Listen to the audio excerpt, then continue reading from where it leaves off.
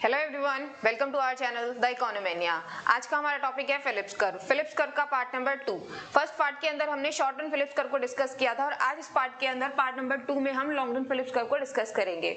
और आप सबसे रिक्वेस्ट है कि जिसने भी फर्स्ट पार्ट नहीं देखा है प्लीज पहले जाकर उसे देख लीजिए, सो आपको ये वीडियो ज्यादा यूजफुल लगेगी। अब हम स्टार्ट करते हैं अपने लॉन्ग रन फिलिप्स कर्व से। आज की वीडियो में हम देखेंगे कि लॉन्ग रन फिलिप्स कर्व का बिहेवियर कैसा होता है, उसकी इक्वेशन कैसी होती है और लास्ट है हमारा उसका डायग्राम कैसा होता है। तो ज्यादा टाइम वेस्ट ना करते हुए हम अपना टॉपिक स्टार्ट करते हैं लॉन्ग रन फिलिप्स कर्व। और आप सबसे रिक्वेस्ट है कि वीडियो को लाइक करें, शेयर करें और चैनल को सब्सक्राइब करें। तो आज का हमारा पहला टॉपिक है behaviour of the long run Phillips curve. According to the our economics, long run Phillips curve rate of inflation और रेट ऑफ अनएम्प्लॉयमेंट के बीच में कोई रिलेशनशिप एक्सप्लेन नहीं करता है। जो हमारा शॉर्ट रन फिलिप्स कर्व था वो रेट ऑफ इन्फ्लेशन और रेट ऑफ अनएम्प्लॉयमेंट के बीच नेगेटिव रिलेशनशिप को एक्सप्लेन करता था। तो उसके बाद कुछ इकोनॉमिस्ट आए, फ्रिडमैन एंड फेल्प्स, जिन्होंने बताया कि अनएम्प्लॉयमेंट के घटने पर इन्फ्लेशन रेट बढ़ता है। ऐसा होता है लेकिन सिर्फ शॉर्ट रन के अंदर होता है, इसलिए हम ये कह सकते हैं कि लॉन्ग रन के अंदर इन्फ्लेशन रेट और अनएम्प्लॉयमेंट रेट जो होती है वो अनरिलेटेड होती है। सो दैट और सबसे पहले ये जो कॉन्सेप्ट था लॉन्ग रन का कि लॉन्ग रन के अंदर जो अनएम्प्लॉयमेंट और इन्फ्लेशन रेट जो होती है वो अनरिलेटेड होती है, ये सबसे पहले दिया था फ्रिडमैन एंड फेल्प ने। तो जो मिल्टन फ्रिडमैन और एडमंड फेल्प थे, उन्होंने इन्फ्लेशन रेट और अनएम्प्लॉयमेंट रेट के बीच के इस नेगेटिव रिलेशन को एक्सेप्ट नहीं किया था, क्योंकि 1970s का जो टाइम पीरियड था उसे हम स्टैगफ्लेशन के नाम से जानते हैं। उस टाइम पर क्या हुआ था कि इन्फ्लेशन रेट और अनएम्प्लॉयमेंट रेट जो थी वो साइमल्टेनियसली इंक्रीज कर रही थी, जिसकी वजह से जो हमारा क्लासिक फिलिप्स कर्व था वो फेल हो गया था, वो एग्जिस्ट नहीं कर पा रहा था इकोनॉमी के अंदर। जिसे एक्सप्लेन करने के लिए उन्होंने एक थ्योरी डेवलप की थी जिसे हम नेहरू या फिर नेचुरल रेट ऑफ अनएम्प्लॉयमेंट के नाम से जानते हैं। जो थियरी उन्होंने डेवलप की थी उसे हम Nehru non accelerating inflation rate of unemployment या फिर नेचुरल रेट ऑफ अनएम्प्लॉयमेंट के नाम से जानते हैं। अब ये नेहरू क्या था या फिर नेचुरल रेट ऑफ अनएम्प्लॉयमेंट क्या था, इसके अकॉर्डिंग जब उन्होंने कहा कि जब इकोनॉमी के अंदर इन्फ्लेशन रेट और अनएम्प्लॉयमेंट रेट साइमल्टेनियसली इंक्रीज करेंगे उस टाइम पर क्या होगी, जो वर्कर्स होंगे उनकी एक्सपेक्टेशंस चेंज हो जाएंगी इन्फ्लेशन को लेकर, जिसकी वजह से जो शॉर्ट रन फिलिप्स कर्व होगा वो राइटवर्ड शिफ्ट करेगा, जिसकी वजह से इन्फ्लेशन रेट तो इकोनॉमी के अंदर बढ़ जाती है और अनएम्प्लॉयमेंट रेट सेम रहती है, राइट। अब ये जो अनएम्प्लॉयमेंट रेट सेम रहेगी और इन्फ्लेशन रेट बढ़ जाएगी, इसका जो फंडा था वो ये था कि उन्होंने इसका रीजन बताया कि जो अनएम्प्लॉयमेंट रेट है वो लॉन्ग रन के अंदर वापस से नेचुरल रेट ऑफ अनएम्प्लॉयमेंट पर मूव कर जाती है। तो इसलिए लॉन्ग रन के अंदर जो अनएम्प्लॉयमेंट रेट है वो नेचुरल रेट ऑफ अनएम्प्लॉयमेंट के बराबर रहती है और इकोनॉमी के अंदर इन्फ्लेशन बढ़ जाती है, राइट। ये तो था हमारा behaviour of the long run Phillips curve. अब आता है हमारे पास दूसरा topic, equation of the long run Phillips curve. जो हमारे पास ओरिजिनल फिलिप्स कर्व की इक्वेशन थी वो वेज प्राइस स्पाइरल से आई थी। जो मॉडिफाइड फिलिप्स कर्व की इक्वेशन थी वो ओरिजिनल फिलिप्स कर्व की इक्वेशन से आई थी। लॉन्ग रन फिलिप्स कर्व की इक्वेशन है वो कहां से आएगी, मॉडिफाइड फिलिप्स कर्व की इक्वेशन से। जो मॉडिफाइड फिलिप्स कर्व की इक्वेशन थी वो वहां तक हम already short run Phillips curve की वीडियो के अंदर डिस्कस कर चुके हैं, तो हम यहाँ से स्टार्ट करेंगे मॉडिफाइड फिलिप्स कर्व की इक्वेशन, जहां पर हम डिराइव करेंगे लॉन्ग रन फिलिप्स कर्व की इक्वेशन को, राइट। तो हमारे पास मॉडिफाइड फिलिप्स कर्व की equation pi T is equals to pi T E plus mu plus Z minus alpha times of UT. Long run में अनएम्प्लॉयमेंट रेट जो होता है वो नेचुरल रेट ऑफ अनएम्प्लॉयमेंट के बराबर होती है, यानी कि UT is equals to UN. अगर unemployment rate natural rate of unemployment के बराबर है then inflation rate at time period T किसके बराबर होगी, expected inflation rate time period T के। अगर इन्फ्लेशन रेट एक्सपेक्टेड के बराबर है तो ये तो कैंसिल हो जाएंगे, तो हमारे पास क्या बच जाएगा, mu plus Z is equals to alpha times of UT को हम यूएन लिख सकते हैं क्योंकि यूटी किसके बराबर है, यूएन के। तो यूएन की वैल्यू आ जाएगी म्यू प्लस जेड अपॉन में अल्फा। ये तो आ गई हमारे पास नेचुरल रेट ऑफ अनएम्प्लॉयमेंट की वैल्यू, राइट। अब हम इसे लेके चलते हैं अपनी equation number modified Phillips curve की इक्वेशन में, इक्वेशन नंबर 1 के अंदर जो थी हमारे पास pi T is equals to pi T E plus mu plus Z minus alpha times of UT, ठीक है। अब ये जो expected inflation at time period T है वो किसके बराबर होती थी? Expected inflation at time period T, theta times of पिछले साल की inflation, theta times of past year inflation ना।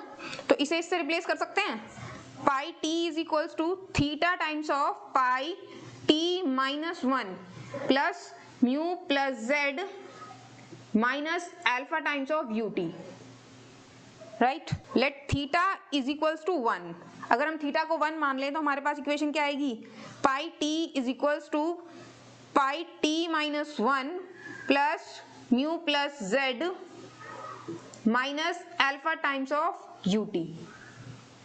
यहां से अल्फा को कॉमन निकाल सकते हैं, pi T is equals to pi T minus 1 minus alpha common आ गया तो ये minus mu plus Z upon में अल्फा प्लस यूटी बचेगा, ठीक है। अब इसे थोड़ा अच्छे तरीके से लिखते हैं।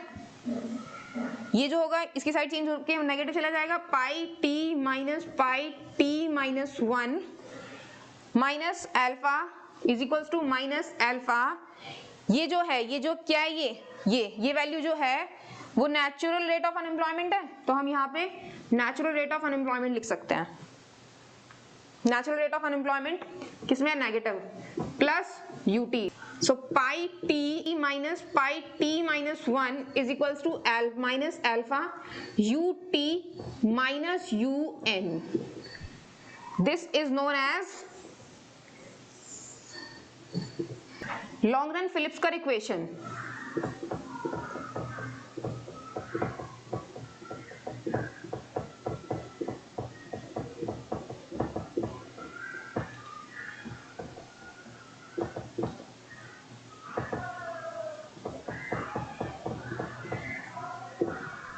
It means that long run Phillips curve does not show the relationship between the inflation and unemployment, but it shows the relationship between change in inflation rate and difference between the unemployment rate and natural rate of unemployment, right? ये तो थी हमारी long run Phillips curve की equation, जहां पर अगर unemployment rate at time period T natural rate of unemployment के बराबर हो जाए तो हमारा चेंज इन इन्फ्लेशन जो आएगा वो 0 आएगा, यानी कि हमारी इस साल की इन्फ्लेशन पिछले साल की इन्फ्लेशन के बराबर होगी, और हम कह सकते हैं कि इस साल की इन्फ्लेशन इस साल के एक्सपेक्टेड इन्फ्लेशन के बराबर होगी। लेकिन अगर जो हमारा अनएम्प्लॉयमेंट रेट है वो नेचुरल रेट ऑफ अनएम्प्लॉयमेंट से डेविएट कर जाए, यानी कि कम या ज्यादा हो जाए।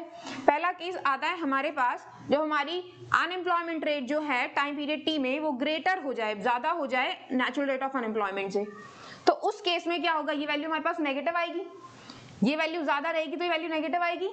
इस वैल्यू के नेगेटिव आने से यानी कि चेंज इन इन्फ्लेशन हमारा क्या होगा? नेगेटिव आएगा। जब चेंज इन इन्फ्लेशन नेगेटिव आएगा इसका मतलब क्या होगा कि जो हमारी पिछले साल की इन्फ्लेशन थी वो इस साल की इन्फ्लेशन से ज्यादा थी, then pi T minus 1 is greater than pi T, और यू कैन से इस साल की expected inflation pi T E is greater than pi T, right. और दूसरा केस आता है हमारा जो कि इसका एग्जैक्टली अपोजिट होगा, if UN is greater than UT, natural rate of unemployment इस साल की अनएम्प्लॉयमेंट से ज्यादा हो जाए, उस केस में जो चेंज इन इन्फ्लेशन आएगा वो पॉजिटिव आएगा। तो क्या होगा कि जो पिछले साल की इन्फ्लेशन थी उससे ज्यादा होगी इस साल की इन्फ्लेशन, और हम दूसरा कह सकते हैं कि इस साल की एक्सपेक्टेड इन्फ्लेशन से ज्यादा होगी इस साल की एक्चुअल इन्फ्लेशन, राइट। ये हमारे पास दो केसेस आते हैं। अब हमारा सबसे लास्ट आता है shape of the long run Phillips curve. जब हम कर्व की बात करेंगे तो यहाँ पे इन्फ्लेशन और वेज, यहाँ पे अनएम्प्लॉयमेंट और natural rate of unemployment, right. जो लॉन्ग रन फिलिप्स कर्व है उसके अकॉर्डिंग लॉन्ग रन में अनएम्प्लॉयमेंट रेट जो होती है वो नेचुरल रेट ऑफ अनएम्प्लॉयमेंट के बराबर होती है। हमने सपोज किया समथिंग यहाँ पर unemployment rate time period T is equal to natural rate of unemployment, ठीक है। ये टाइम पीरियड 0 है, ये टाइम पीरियड 1 2 3 4। अगर unemployment rate natural rate of unemployment के बराबर है तो टाइम पीरियड टी में यानी कि टाइम पीरियड 1 के अंदर इन्फ्लेशन जो होगी वो इन्फ्लेशन जो होगी एक्चुअल इन्फ्लेशन वो एक्सपेक्टेड इन्फ्लेशन के बराबर होगी।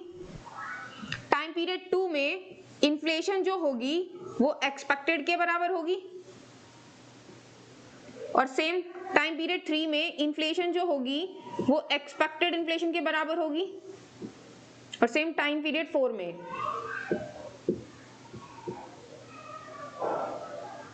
Right. Unemployment rate natural rate of unemployment के बराबर है, inflation rate expected rate of inflation के बराबर है।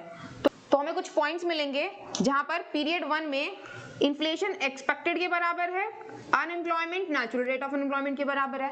पॉइंट 1, पॉइंट 2 सेम पॉइंट 2 में पीरियड 2 में होगा, सेम पीरियड 3 में होगा और सेम पीरियड 4 में होगा, राइट। ये हमें कुछ पॉइंट्स मिल गए। अगर हम इन सारे के सारे पॉइंट्स को ज्वाइन कर दें तो हमें एक वर्टिकल लाइन मिलती है जिसे हम कहते हैं लॉन्ग रन फिलिप्स कर्व।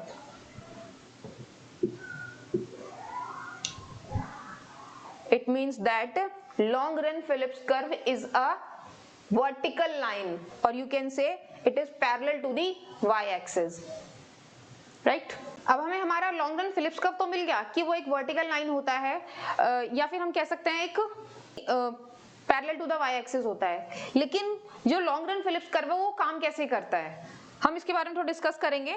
अगर हम स्टार्ट करें टाइम पीरियड 0 से, इन्फ्लेशन एक्सपेक्टेड इन्फ्लेशन के बराबर था टाइम पीरियड 0 में, उस टाइम अनएम्प्लॉयमेंट रेट इतनी थी UT is equals to UN जो कि unemployment natural rate of unemployment के बराबर थी, ठीक है। अगर हम इस पॉइंट से शुरू करते हैं, इस वाले पॉइंट से, पॉइंट A से, तो पहले शॉर्ट रन आएगा फिर लॉन्ग रन आएगा, यानी कि पहले हम शॉर्ट रन की तरह काम करेंगे फिर हम लॉन्ग रन के ऊपर जाएंगे, ठीक है। तो शॉर्ट रन की यहां से लेकर यहां तक की प्रोसेस यानी कि अनएम्प्लॉयमेंट रेट इतनी डिक्रीज होगी तो इन्फ्लेशन रेट इतनी बढ़ जाएगी पाई। टाइम पीरियड 1 के अंदर इन्फ्लेशन इतनी है और अनएम्प्लॉयमेंट इतनी है। इस पॉइंट के ऊपर यानी point A to B, point A से B पर जाने का जो प्रोसेस है वो ऑलरेडी हम शॉर्ट रन फिलिप्स कर्व के अंदर डिस्कस कर चुके हैं, यानी कि इसका प्रोसेस जो होता है वो अनएम्प्लॉयमेंट रेट बहुत ज्यादा है। अब गवर्नमेंट क्या करेगी, अपनी एक्सपेंडिचर पॉलिसीज को यूज करेगी, तो गवर्नमेंट एक्सपेंडिचर इंक्रीज करेंगे, गवर्नमेंट एक्सपेंडिचर इंक्रीज करेंगे तो एग्रीगेट डिमांड बढ़ेगी, एग्रीगेट डिमांड बढ़ेगी तो एग्रीगेट डिमांड एग्रीगेट सप्लाई से ज्यादा हो जाएगी, तो लेबर डिमांड बढ़ेगी, लेबर डिमांड बढ़ेगी तो क्या होगा, सारी की सारी बार्गेनिंग पावर जो है लेबर के पास चली जाएगी तो वेजेस बढ़ेंगे, जब वेज बढ़ेगी तो कॉस्ट बढ़ेगी, कॉस्ट बढ़ेगी तो प्राइस बढ़ेंगे और प्राइस बढ़ेंगे तो इन्फ्लेशन आ जाएगा, इन्फ्लेशन आ गई इकोनॉमी के अंदर, राइट, इन्फ्लेशन। लेकिन ये जो प्रोसेस था ये सारा का सारा शॉर्ट रन प्रोसेस था, लेकिन अब जो है हम लॉन्ग रन के अंदर हैं, तो लॉन्ग रन में अनएम्प्लॉयमेंट जो होती है वो नेचुरल रेट ऑफ अनएम्प्लॉयमेंट के बराबर होती है, लेकिन यहाँ पर पॉइंट B पर जो है वो अनएम्प्लॉयमेंट रेट जो है वो नेचुरल रेट ऑफ अनएम्प्लॉयमेंट से कम हो गई है। जब unemployment natural rate of unemployment से कम हो गई है तो यानी कि हम जो है वो स्टेबल पॉइंट पे एग्जिस्ट नहीं कर रहे हैं, this is called the unstable point, unstable equilibrium, यानी कि हमें अनस्टेबल पॉइंट से स्टेबल पॉइंट के ऊपर जाना है और स्टेबल पॉइंट इकोनॉमी के अंदर वो होगा जहां पर हमारी unemployment rate natural rate of unemployment के बराबर हो जाएगी, कि समथिंग इस कर्व के ऊपर लाई करेगी, और जब इस कर्व के ऊपर लाई करेगी तो इस पॉइंट से हमें इस पॉइंट पे मूव होना पड़ेगा, इस पॉइंट से इस पॉइंट में मूव होएंगे हम, तो हमारा जो शॉर्ट रन फिलिप्स कर्व है वो शिफ्ट करेगा राइटवर्ड, और यही तो फ्रिडमैन और फिलिप ने बताया था कि अगर हम लॉन्ग रन में एग्जिस्ट करते हैं तो वहां पर हमारा जो शॉर्ट रन फिलिप्स कर्व है वो राइटवर्ड शिफ्ट कर जाता है। अब इस राइटवर्ड शिफ्ट करने का प्रोसेस क्या है कि इस राइटवर्ड शिफ्ट क्यों किया। देखो, जब यहां पर कॉस्ट बढ़ी थी तो कॉस्ट बढ़ने की वजह से जो प्रॉफिट्स होते हैं, जो फर्म्स के प्रॉफिट होते हैं वो डिक्रीज कर जाते हैं। कॉस्ट बढ़ने की वजह से प्रॉफिट जो होते हैं वो डिक्रीज कर जाते हैं। जब प्रॉफिट डिक्रीज करते हैं तो सप्लाई डिक्रीज करती है, यानी कि प्रोडक्शन डिक्रीज करती है। प्रोडक्शन कम होगी तो सप्लाई कम होगी। जब सप्लाई कम होती है तो जब सप्लाई ही कम हो रही है तो जो फर्म्स होंगी वो इतने सारे वर्कर्स को रख के क्या करेंगी, तो वो क्या करेंगी, अनएम्प्लॉयड कर देंगी वर्कर्स को। तो अनएम्प्लॉयमेंट दोबारा से बढ़ेगी, यानी कि अनएम्प्लॉयमेंट तब तक बढ़ेगी जब तक वो नेचुरल रेट ऑफ अनएम्प्लॉयमेंट तक ना पहुंच जाए। तो उस केस में क्या होगा, हमारा short run Phillips curve shift कर जाएगा राइटवर्ड, पॉइंट बी से पॉइंट सी तक, जहां पर हमारी unemployment rate natural rate of unemployment के बराबर हो जाएगी। This is the point which is stable point, stable equilibrium in the long run, right. अब इस पॉइंट से दोबारा प्रोसेस सेम चलेगा, इस पॉइंट से इस पॉइंट पे मूव होंगे, पॉइंट डी पर, अब पॉइंट डी से पॉइंट ई पर। It means in the long run A, C और E are the stable equilibrium points, but B and D are the unstable equilibrium points. ठीक है, which is not exist in the long run, right? अब next एक चीज आती है कि जो फिलिप्स कर्व होता है लॉन्ग रन में, ये जो फिलिप्स कर्व होता है लॉन्ग रन में वर्टिकल होता है, ऐसा क्यों होता है? ऐसा इसलिए होता है क्योंकि वर्कर्स जो होते हैं यहाँ पे वो सारे के सारे रैशनल होते हैं और पहले से इन्फॉर्म्ड होते हैं कि लॉन्ग रन में जो है unemployment natural rate of unemployment के बराबर हो जाएगी। तो it means that the long run Phillips curve is a vertical due to rational expectations. ये था हमारा लॉन्ग रन फिलिप्स कर्व। अगर आपको वीडियो पसंद आई हो तो प्लीज वीडियो को लाइक करना, शेयर करना और सब्सक्राइब करना।